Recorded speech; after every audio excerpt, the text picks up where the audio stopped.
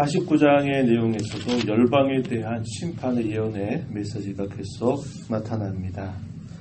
우리가 읽은 부분 22절까지 내용에는 암몬 족속에 대한 심판의 말씀 이것이 등장하고요. 또 에돔 심판에 대한 말씀이 등장합니다. 그리고 23절부터 마지막 절까지 내용에서 다메섹에 대한 심판, 또 게달과 하솔에 대한 심판, 엘람 심판 이렇게 해서 이 49장에 약 5나라 정도 이렇게 또 계속적으로 이 열방에 대한 심판을 하나님께서 말씀하십니다. 이 암몬 자손은 역시 롯의 자손이라는 것을 우리가 알고 있고요. 이 에돔 나라는 에서의 후손들이 이룬 나라입니다.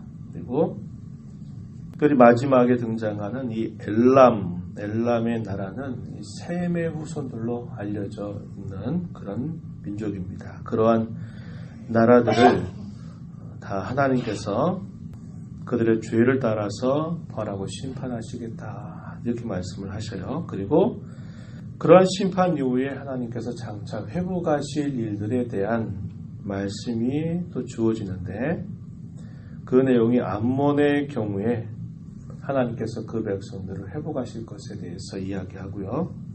엘람이라고 하는 나라 마지막 부분에 등장하는 이 엘람이란 나라도 하나님께서 때가 되면 그들을 회복시키실 것이다 이렇게 말합니다. 그러한 내용들이 우리가 읽어가는 이 말씀 속에서 확인되고 있는데 이 암몬 나라 같은 경우에는 그들이 심판받게 되는 이유가 무엇인가 그거에 대해서 간단하게 말씀해 주기를 이스라엘 지역 하나님께서 거룩한 땅으로 구별하신 이스라엘의 지역을 그들이 점령한 것에 대해서 하나님이 언급하고 계십니다. 1절 말씀 한번 보시죠. 1절 이스라엘이 자식이 없느냐 상속자가 없느냐 말감이 갓을 점령하며 그 백성이 그 성읍들에 사는 것은 어찌 됨이냐. 말감이라고 하는 것은 이 당시 암몬 족속이 섬기는 그들의 신입니다.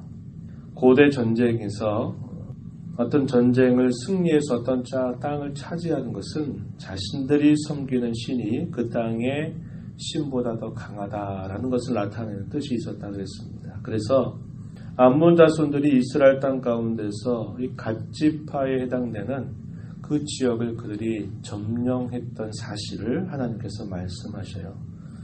그래서 그들이 생각하는 것, 우리가 섬기는 이 말감신이 여호와보다 더 강하기 때문에 이 땅을 차지하였다라고 생각하는 것에 대해서 말씀을 하시는 겁니다. 하나님께서 그의 백성들에게 주신 그 땅을 차지해서 그들을 괴롭힌 것에 대해서 하나님께서 그들의 죄로 지목하시는 말씀이 되고 있습니다. 그리고 그들이 또 심판을 받게 되는 그 이유는 뭐냐면 그들이 재물을 의지하고 그들이 가지고 있는 번영을 의뢰한 것에 대해서 하나님이 심판하시겠다 이렇게 말씀을 하십니다. 4절 말씀 가서 보시면은 패역한 딸아 어찌하여 골짜기 곧 내 흐르는 골짜기를 자랑하느냐. 내가 어찌하여 재물을 의뢰하여 말하기를 누가 내게 대적하여 오리요 하느냐. 골짜기 내 흐르는 골짜기를 자랑했다라는 말 그리고 누가 내게 대적하여 오겠는가. 아무도 대적할 수 없다라고 이렇게 말하는 겁니다. 자신들이 가지고 있는 번영과 재물을 자랑하면서 자신들의 안전을 확신했던 그 백성들을 향해서 하나님께서 그들을 심판하실 것에 관하여 말씀하고 계십니다. 그러면서도 아까 말씀드린 것처럼 6절 말씀에 보면요. 그러나 그 후에 내가 암몬 자손의 포로를 돌아가게 하리라 여호와의 말씀이니라. 이렇게 말해서 하나님께서 장차 그 백성들을 회복시킬 것을 말씀합니다. 그러나 그런 회복들이 단순 역사적인 회복이라기보다는 하나님께서 장차 이루실 그분의 나라의 민족의 경계가 없이 모든 백성과 방언과 언어 가운데서 하나님께서 그 백성들을 건지실 것에 관한 그런 예언의 말씀으로 보는 것이 더 좋습니다. 이 에돔 나라, 이하야 7절에서 주어지는 에돔 나라의 경우 에서의 후손들이다 이렇게 말씀을 드렸는데, 이들에 대한 하나님의 심판 이유에 대해서는 7절에서 보면요, 그들이 지혜 그리고 명철, 책략 이것을 대단히 자랑하면서 자신들의 안전, 자신들의 판단, 자신들의 생각 이것이 대단히 뛰어나다 생각하고서 대단히 자랑했던 모습을 보여줍니다. 뿐만 아니라 형제 나라가 어려움을 당하게 되고 또 큰 위험에 처하게 됐을 때 그것을 기뻐하고 조롱하고, 그러나 우리에겐 그러한 일이 닥치지 않을 것이다 라고 자신들의 안전을 자만하고 확신했던 이 에돔 나라에도 하나님께서 그들을 심판하실 것을 말씀하고 있습니다. 8절 말씀에 가서 보면요, 조금 뒤어서 보면 내가 에서의 재난을 그에게 닥치게 하여 그를 벌할 때가 이르게 할 것이다 이렇게 말씀합니다. 13절 가서 보면 여호와의 말씀이니라 내가 나를 두고 맹세하노니 부스라가 놀램과 치욕거리와 황폐함과 저주거리가 될 것이다 이렇게 말합니다. 16절 가서 보면요, 그들의 마음의 교만이 결국 그들의 심판의 이유가 된다 이렇게 말씀합니다. 스스로 두려운 자인 줄로 여김, 자신들이 아주 강력하다라는 것에 대한 자구함이 표현된 것이고, 그들의 마음이 교만했던 것, 하나님께서 그들을 심판하실 것을 말씀하고 있는 것입니다. 그러면서 하나님께서 이렇게 하고자 하시는 그분의 뜻 앞에서 과연 누가 하나님과 같겠고 누가 하나님과 더불어서 누가 다툴 수 있겠는가, 누가 하나님 앞에서 목자처럼 설 수 있겠느냐라고 이렇게 말씀을 하십니다. 19절 끝나는 부분 뒷부분에 가서 보면 그렇게 말하죠. 내가 그 위에 세우리니 나와 같은 자 누구며 나와 더불어 다툴 자 누구며 내 앞에 설 목자가 과연 누구이겠는가. 20절에 보면 여호와의 의도다. 여호와께서 그렇게 결심하신 여호와의 계획에 따라서 이 에돔의 족속에 대한 하나님의 심판이 분명히 시행될 것에 관하여 말씀하고 계십니다. 그래서 이런 쭉 내용들을 보면은 하나님께서 이 땅에 살아가는 일반 이런 세상의 나라들에 대해서 그냥 별스럽지 않게 별로 관심 없이 하나님이 다 지나가는 것처럼 보이지만 결국 그렇지 않다는 겁니다. 그리고 하나님께서 그러한 심판을 그들의 죄를 따라서 엄밀하게 심판하시는 데에는 항상 하나님께서 자기 백성들을 염두에 두고 계시다라는 사실을 우리는 이걸 통해서 읽어갈 수 있다는 것이죠. 하나님께서는 자기 백성들을 다루실 때 그들이 이러한 심판거리가 되거나 이러한 조롱거리가 되거나 이러한 큰 하나님의 두려움을 경험하지 않도록 하기 위해서 하나님이 그들에게 말씀을 보내시고 때로 그들이 잘못할 때 하나님께서 따끔하게 징계하시는 일들은 하시지만 하나님은 언제나 그 백성들을 편들어 주시는 분이시다라는 것을 우리는 읽어가게 됩니다. 우리가 앞에 예레미야 많은 내용들을 읽어봤던 그 기나긴 내용들은 다 누구에게 주어진 말씀이었어요? 당시 유다 말에게 주어져 있는 그런 말씀입니다.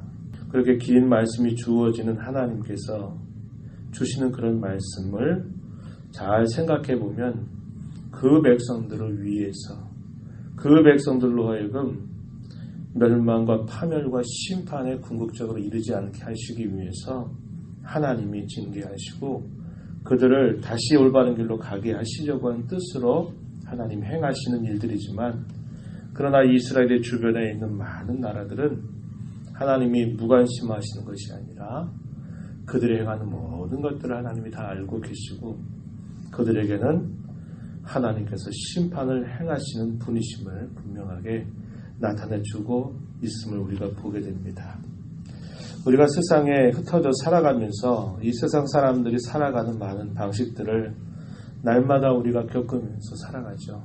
하나님이 없는 세상, 당연한 것처럼 여기고 또 하나님을 모르기 때문에 자신이 자랑하고 교만하고 자기가 가지고 있는 것, 또 자기가 가지고 있는 생각, 경험, 또 자기가 가지고 있는 힘, 이런 것들을 자랑하는 것을 거의 일상처럼 여기고 살아간다고 하는 겁니다. 그러나 하나님께서 그들을 대하실 때 하나님 그들을 어떻게 대하실까요? 그들이 범하는 모든 죄에 대하여 하나님은 결코 간과하지 아니하신다는 것을 우리는 꼭 기억해야 합니다. 그러나 하나님의 사랑하심을 잊고 주의 구원을 받은 저와 여러분 향해서는 언제나 하나님은 편을 들어주신다라고 하는 겁니다. 그러나 막무가내 하나님께서 우리의 모든 잘못조차도 다 잘못이 아니라고 우리를 대하시는 게 아니라 우리가 하나님을 잘못 섬기게 될 때에는 하나님이 적절한 징계를 우리에게 주셔서 우리를 바르게 가르치시면서도 우리를 언제나 그분의 품 안에 두시고 인도해 가시는 분이심을 우리 이걸 통해서 잘 배우게 되는 겁니다. 하나님은 우리들만의 하나님이실 뿐만 아니라 모든 세상의 사람들의 하나님이 되십니다. 열방의 하나님이 되시는 거죠. 그러나 하나님은 심판도 행하시고 구원도 행하시는 그런 전능자이심을 우리가 알게 되고 그런 하나님의 사랑 안에 저와 여러분에게 구원의 주님으로 언제나 우리의 곁에 계시다고 하는 사실처럼 우리에게 큰 위로와 소망은 없는 것입니다.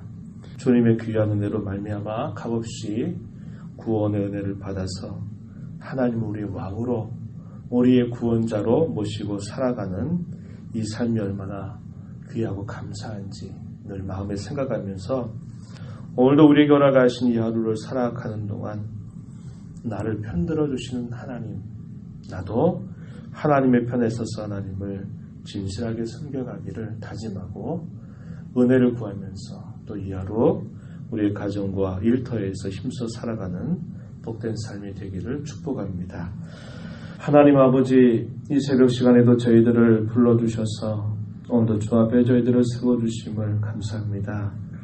이스라엘과 유다 백성을 향해서 하나님이 다루시는 목적과 이방의 민족들을 다루시는 하나님의 목적이 다름을 저희가 살펴봅니다. 하나님의 백성들을 향하여서는 때로 징계하시는 일이 있을지라도 그들이 영원한 멸망과 형벌을 받지 않고 하나님의 구원의 손길을 경험하도록 그들의 삶을 끊임없이 함께 하시면서 주관해 가신다면 하나님을 알지 못하고 하나님 없는 세상을 살아가며 온갖 교만과 자기 가지고 있는 자랑과 부를 또 자기의 안전을 확신하는 그런 이들에 대하여서는 하나님께서 그들이 얼마나 허망한 확신 속에 있는가를 깨우쳐 주시는 심판의 주님이심을 저희가 살펴보았습니다.